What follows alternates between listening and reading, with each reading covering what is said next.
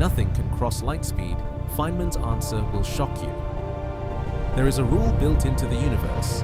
Not a rule humans invented, not a law passed by a committee, not a principle someone decided to enforce. A rule baked into the very fabric of reality itself, as deep and as permanent as anything we've ever found. Nothing can travel faster than light.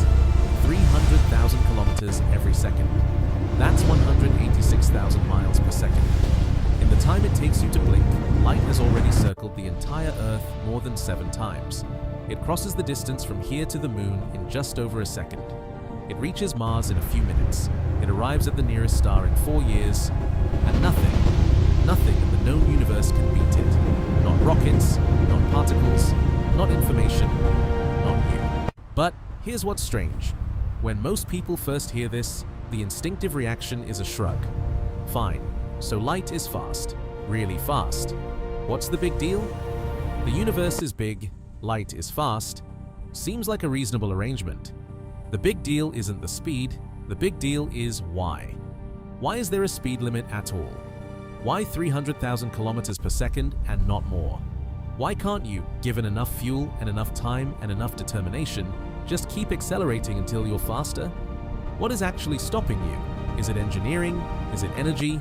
Is it something more fundamental? These questions have haunted physicists for over a century. And the answers, when you really sit with them, don't just explain a speed limit. They rewrite your understanding of time, space, energy, and what it means to exist in this universe. One of those answers came from Richard Feynman, a Nobel Prize-winning physicist who had a gift for taking the most complicated ideas in all of science and making them feel like something you almost remembered knowing all along. His explanation of why nothing can cross the speed of light doesn't start with equations. It starts with something much simpler. It starts with the nature of what speed actually is. Part 2. What speed actually means. Speed is motion through space divided by time. You travel 10 meters in 2 seconds, your speed is 5 meters per second. Simple enough. The faster you go, the more distance you cover in less time. But here's something that Einstein revealed, and that Feynman later helped make viscerally clear: speed through space and speed through time are connected. They're not separate things. They're two expressions of the same thing. Imagine you're moving through what physicists call spacetime, which is space and time treated as a single 4-dimensional fabric. Everything in the universe, including you, right now sitting still, is always moving through space-time. You're not stationary. You are, at this very moment, moving through time. Every second, you travel 1 second forward. That's your motion through time. Now here's the key insight. Every object has what you might think of as a total space-time speed. And that total, for everything in the universe, is always the same. It is always exactly equal to the speed of light. When you are sitting perfectly still in space, all of that total speed is directed through time. You are moving through time at the maximum rate, 1 second per second, aging at the fastest pace the universe allows. But when you start moving through space, something has to give. Your total space-time speed stays the same. It can't increase. So if more of it goes into motion through space, less of it is available for motion through time. You start moving through space faster, you start moving through time slower. This is not a metaphor. This is not a poetic way of describing something more complicated. This is literally what happens. Physicists have measured it with atomic clocks on airplanes.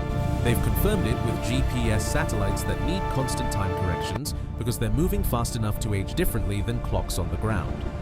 Time slows down when you move faster through space. This is real. And now, watch what happens when you follow this logic all the way to the end. If you accelerate through space, your motion through time decreases. The faster you go through space, the slower time passes for you. Now, you keep let's accelerating. look at this from a different angle. Time keeps slowing. You get faster and faster and faster. And then you ask, what happens when all of your total space-time speed is directed through space? What happens is that you are moving at the speed of light, and time, for you, has stopped completely. You have used up all available motion. There is nothing left to redirect. You cannot go faster because faster would require more total space-time speed than the universe has to offer. The speed limit isn't something placed in front of you.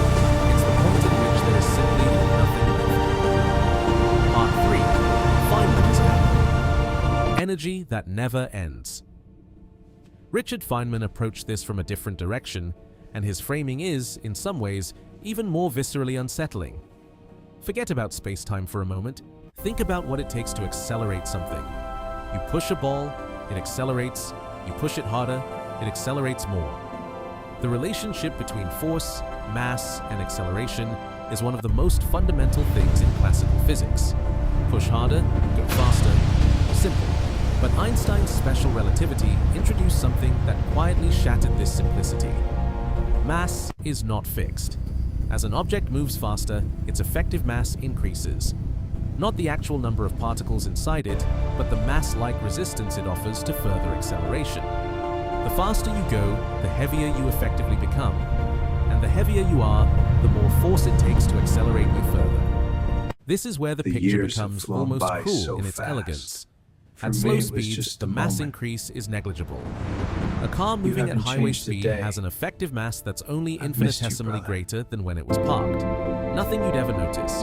But as you approach the speed of light, the mass increase doesn't just grow, it grows without limit. Double your speed and your effective mass increases.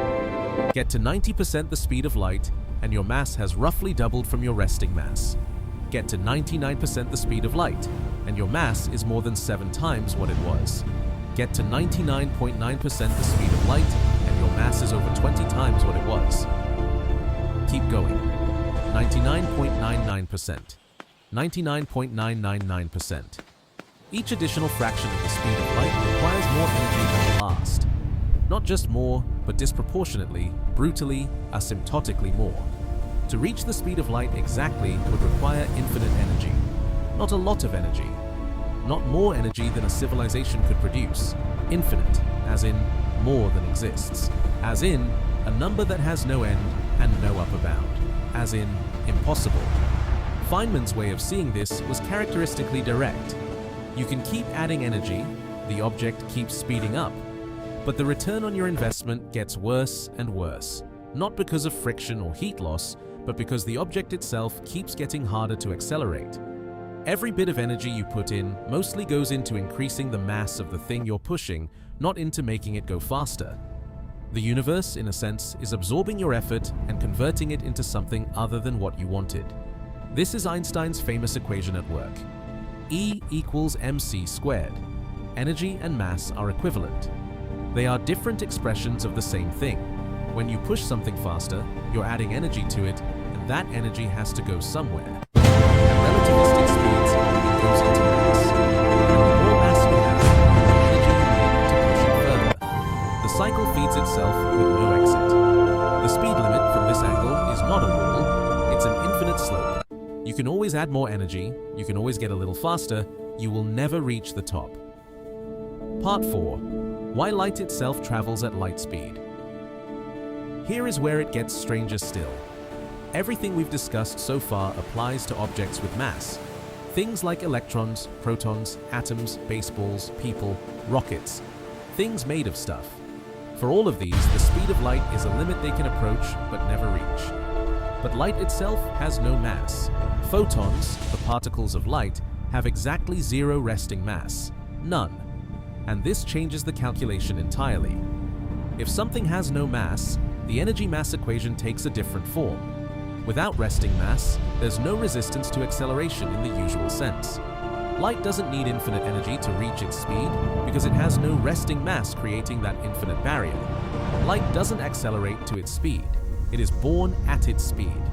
From the moment a photon is created, it travels at exactly 299,792,458 meters per second.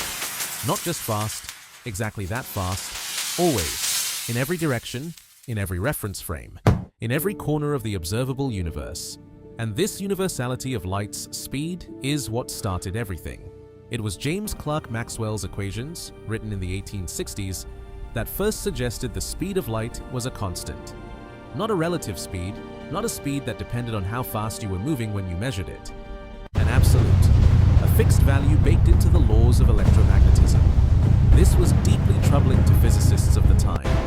Everything else in physics was relative. If you're on a train going 50 kilometers per hour and you throw a ball forward at 50 kilometers per hour, what's 64 to 60. Speeds add.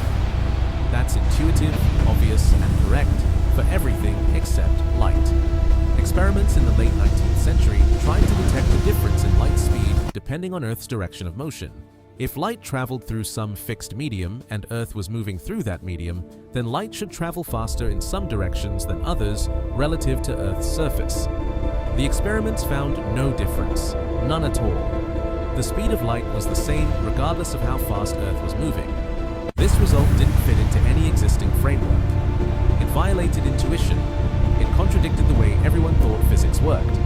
And it took Einstein in 1905 to take this experimental result seriously instead of explaining it away. He built special relativity on two postulates.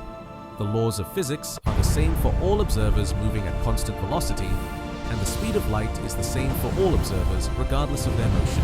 Everything else, time dilation, length contraction, the equivalence of mass and energy, all of it followed logically from those two starting points. Light travels at the speed of light not because it is powerful enough, but because it has no choice. With zero mass and purely electromagnetic nature, its speed is not something it achieves. It is something it is. Part 5. What happens at the limit? Let's think carefully about what you would actually experience if you could approach the speed of light. Not reach it, approach it. As you accelerate toward 90, 95, 99% of the speed of light, time for you begins to slow dramatically relative to the rest of the universe. At 99.99% of light speed, time for you passes at a tiny fraction of what it would for someone standing still. You could cross the galaxy in what feels like years, while thousands of years pass back on Earth. Distances, too, would compress. The length of your journey, measured in your frame of reference, would shrink. Vast stretches of space that would normally take millennia to cross at ordinary speeds would feel, to you, far shorter. The universe would seem to collapse along your direction of travel. These effects are real. They are not approximations or philosophical thought experiments.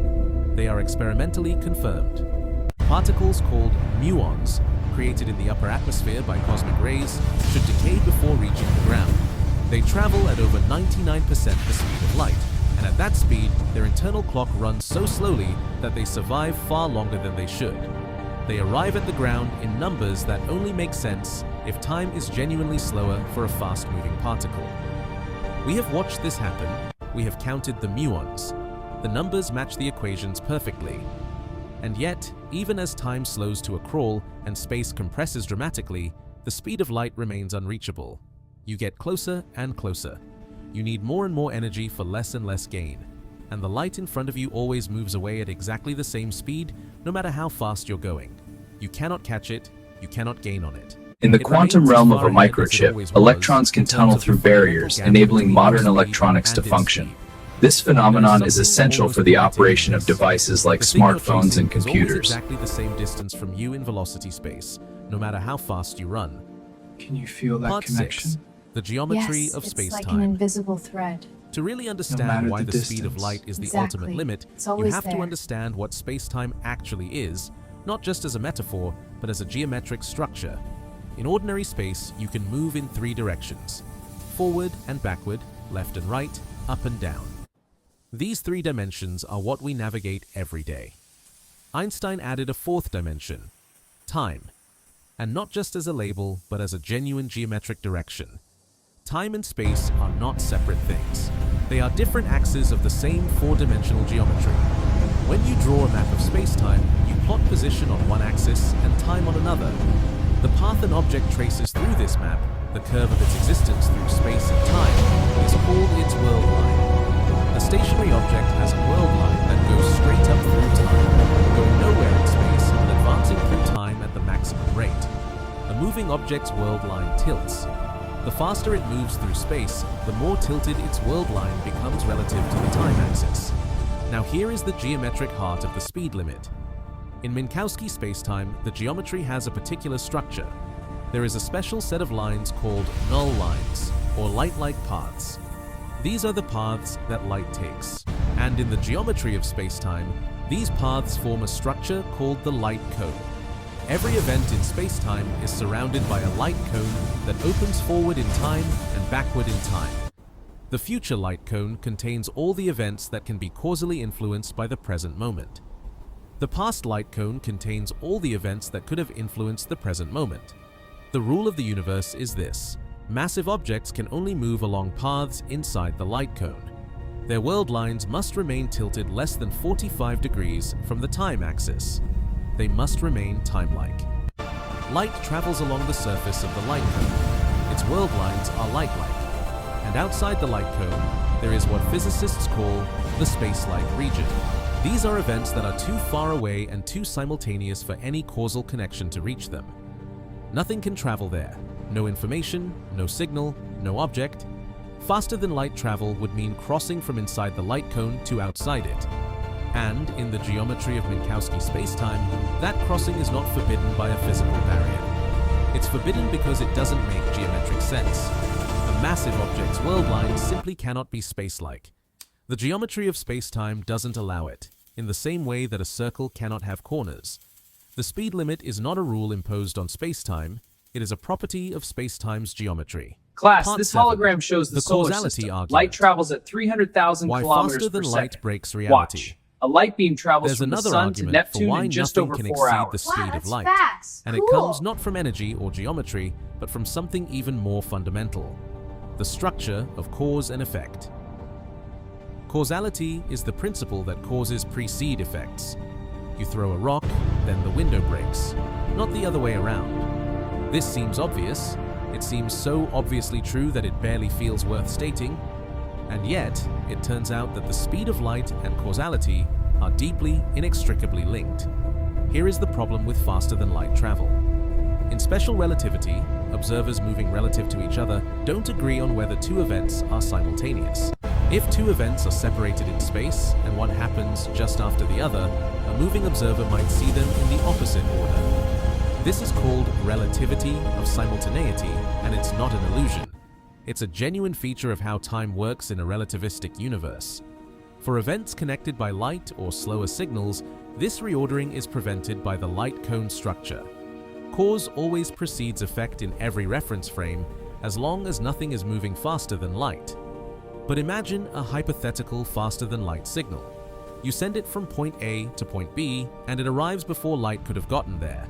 Now, from the perspective of some moving observer, that signal could appear to arrive before it was sent. Cause follows effect.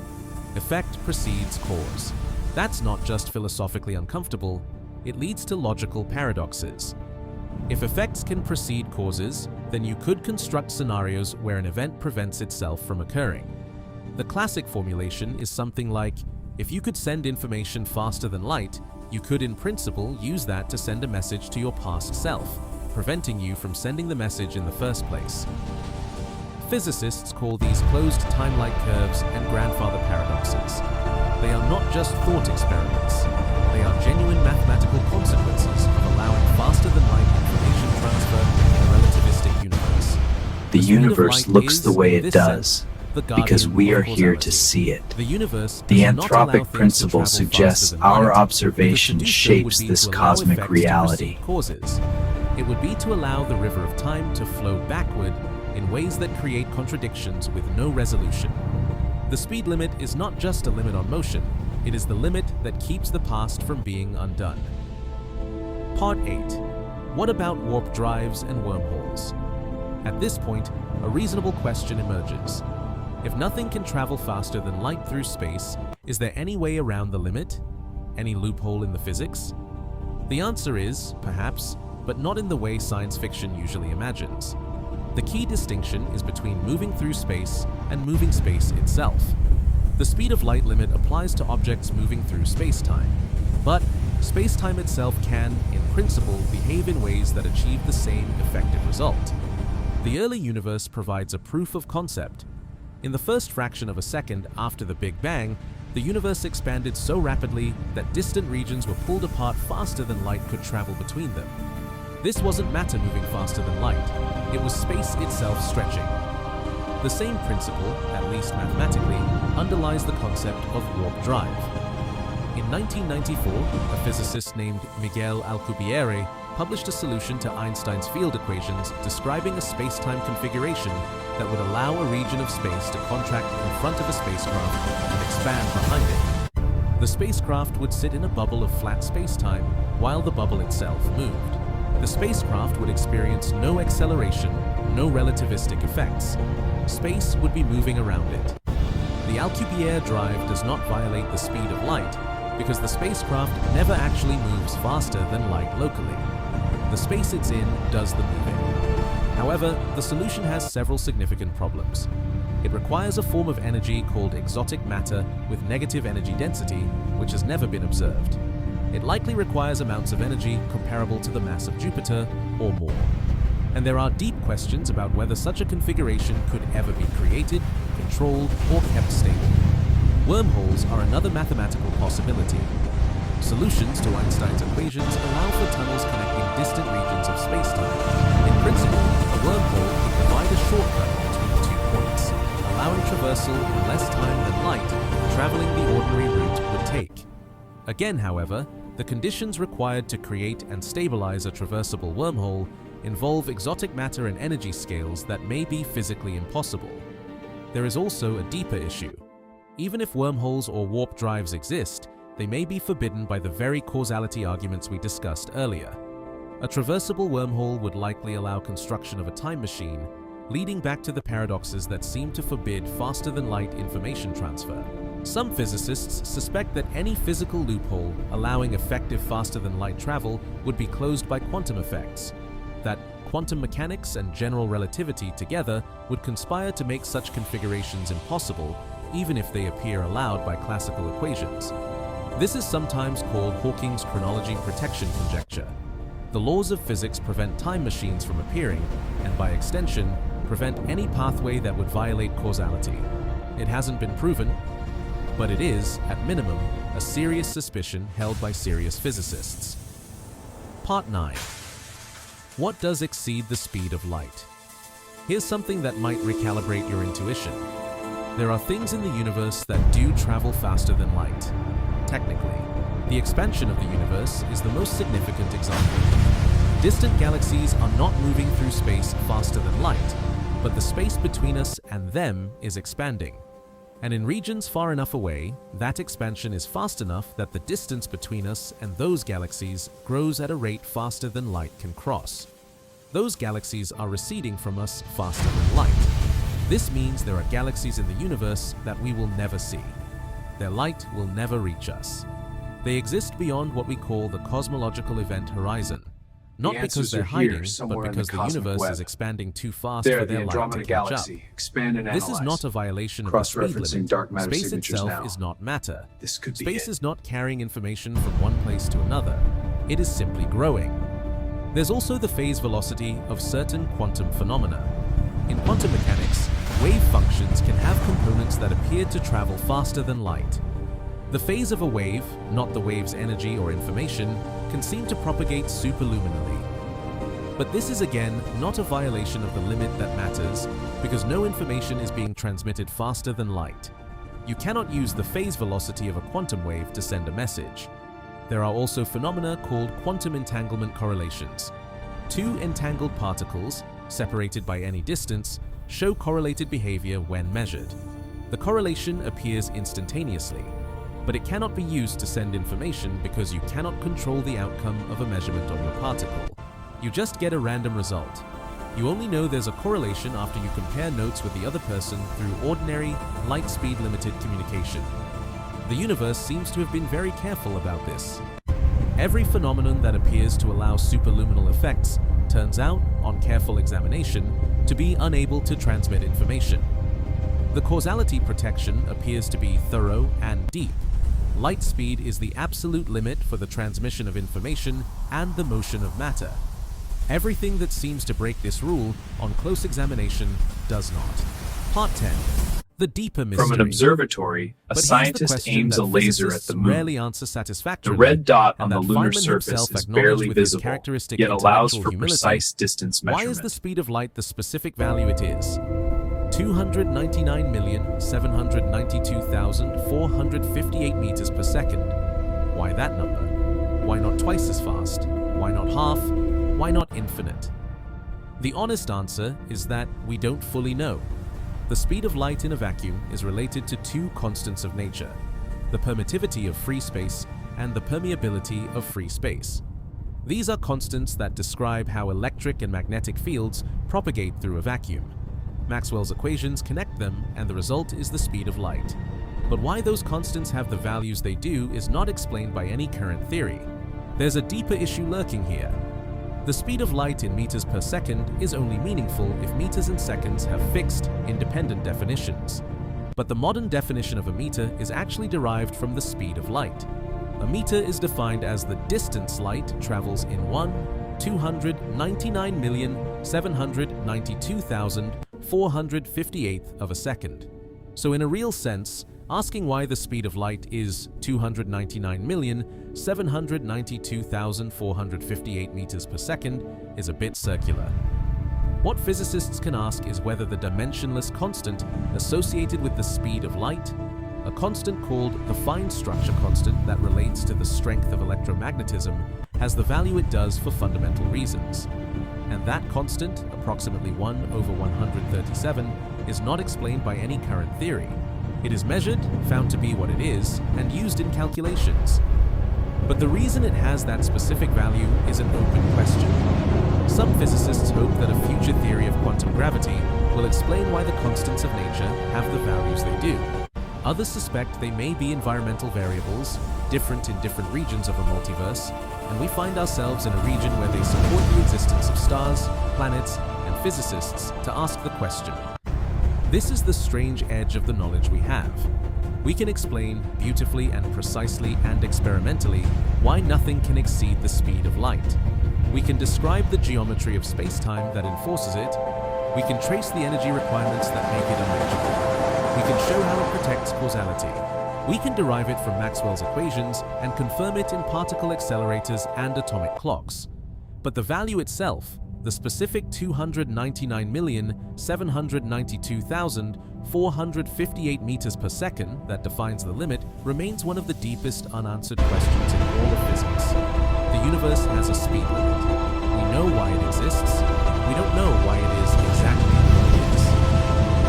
Part 11. Feynman's gift. Richard Feynman died in 1988.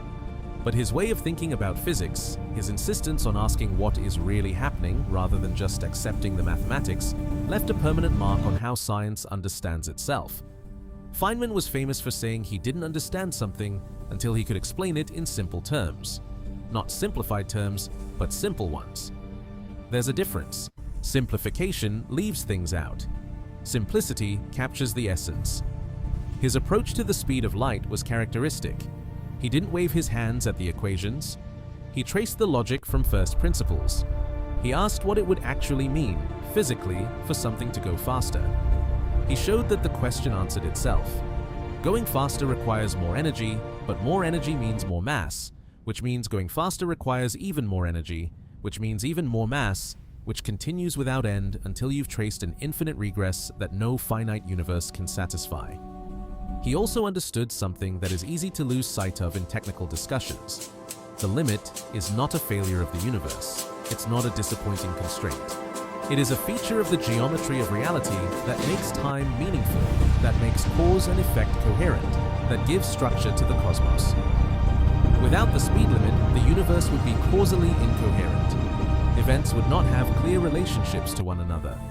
The past could be altered. The future could reach backward. The sequence of things would dissolve into something that could not support the kind of structured, persistent reality that allows stars to burn, planets to form, and minds to ask questions about speed limits. The speed of light is not a ceiling. It is the geometry of time. It is the reason you can remember the past, but not the future.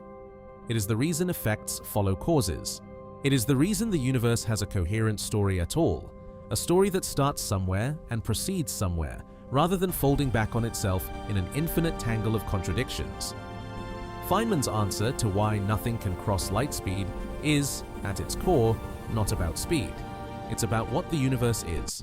It's about the shape of time and the structure of space and the architecture of a reality that allows something to be knowable. Part 12. The universe that almost wasn't. There's one last thing worth sitting with.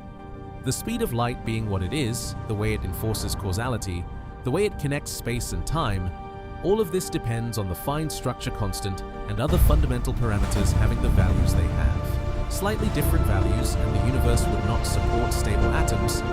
Different again, and stars could not form or would burn too fast for planets to develop. Different still, and the constants of nuclear physics would shift, and the elements needed for chemistry would not exist in the right proportions. The universe you inhabit is, in a sense, a universe. The universe begins in a state of perfect symmetry. A ball at the top of a hill starts to roll down. It chooses a random direction, breaking the symmetry. This shapes the diverse structure of our universe, the fine-tuned universe, a balance of nature's constants, the gravitational constant g, the speed of light c, and the reduced Planck constant h, all in perfect equilibrium.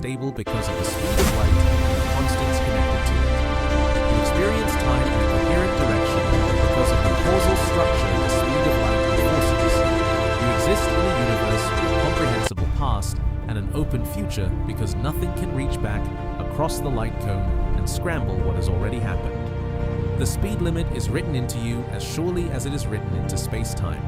You cannot cross it, you cannot reach it, you cannot outrun it. But you are here, in a universe where asking the question is possible. In a universe stable enough to hold stars for billions of years, intricate enough to produce chemistry, Watch what biology, happens when it is curiosity. pushed away. In a universe that has a speed limit, and therefore has a past, and this therefore defies has our a history, intuition, illustrating and a therefore has you, counterintuitive physics sitting concept. somewhere right now, wondering about the rule that made all of it possible. Richard Feynman would probably say that's the real shock. Not that nothing can exceed the speed of light, but that the universe is set up in such a way that something as wondrous as you can exist and ask about it at all. Some things don't have answers that satisfy the way we want them to. Some things sit in that quiet space between the explainable and the inexplicable, between the derived and the given, between what science can trace and what it must simply receive. The speed of light lives in that space, and so in a small way do you. If something in this journey gave you a moment of quiet wonder, hold on to it. That feeling is what drew Feynman to physics in the first place. It's what draws all of us into the long, patient, beautiful work of trying to understand the universe we find ourselves in. The universe is not obligated to be comprehensible, and yet, here we are, comprehending it. One question at a time.